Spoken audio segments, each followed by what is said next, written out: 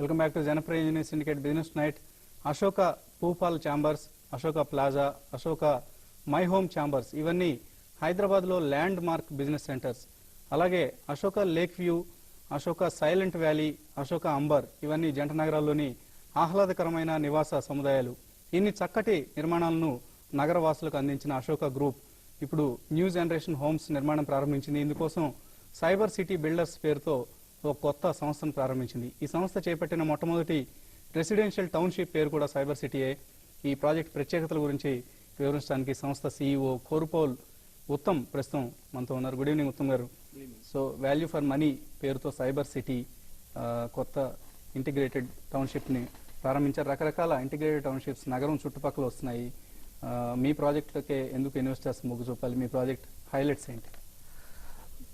Cyber city and Ashoka builders ఈ రెండు సంస్థలు కలిసి రెయిన్బో విస్టాస్ అనే ప్రాజెక్ట్ లాంచ్ చేశాయండి రీసెంట్లీ.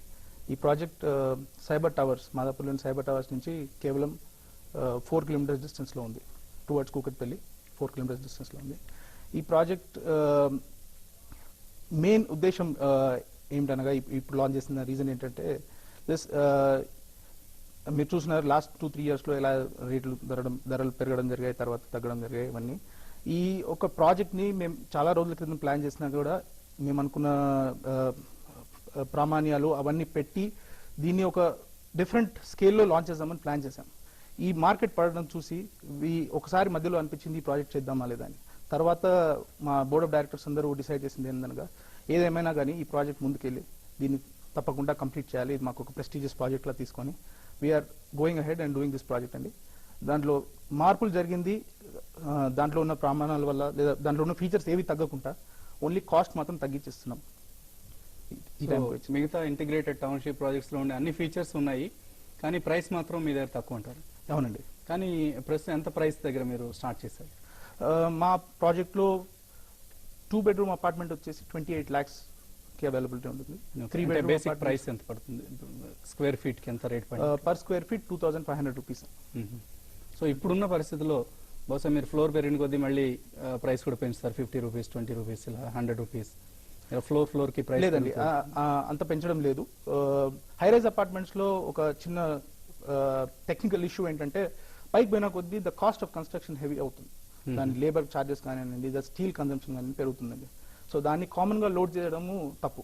పైన ఉన్న వాళ్ళకు ఎవరైతే మంచి వ్యూ ఎంజాయ్ చేస్తున్నారో వాళ్ళకు కాస్ట్ కొంచెం ఇచ్చి మిగతాది కింద వాళ్ళకి ఆటోమేటిక్ గా ప్రస్తుతం ఉన్న ట్రెండ్ ప్రకారం రేట్ తక్కువ ఉంటుంది. అవునండి, అలా ప్లాన్ చేస్తున్నాం. సో హై రైజ్ అపార్ట్మెంట్స్, ఇవి హై రైజ్ అపార్ట్మెంట్స్. సో ఒక 7th ఫ్లోర్ తర్వాత ఏవైతే మొత్తం ఎన్ని ఫ్లోర్స్ ఉంటాయి?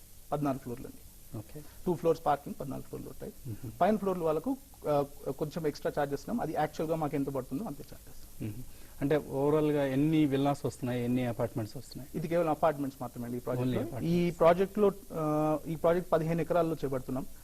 ఈ 15 ఎకరాల్లో హై రైజ్ మొత్తం ఏరియా చూస్తే 87 acres సంథింగ్ ఉన్నట్లు.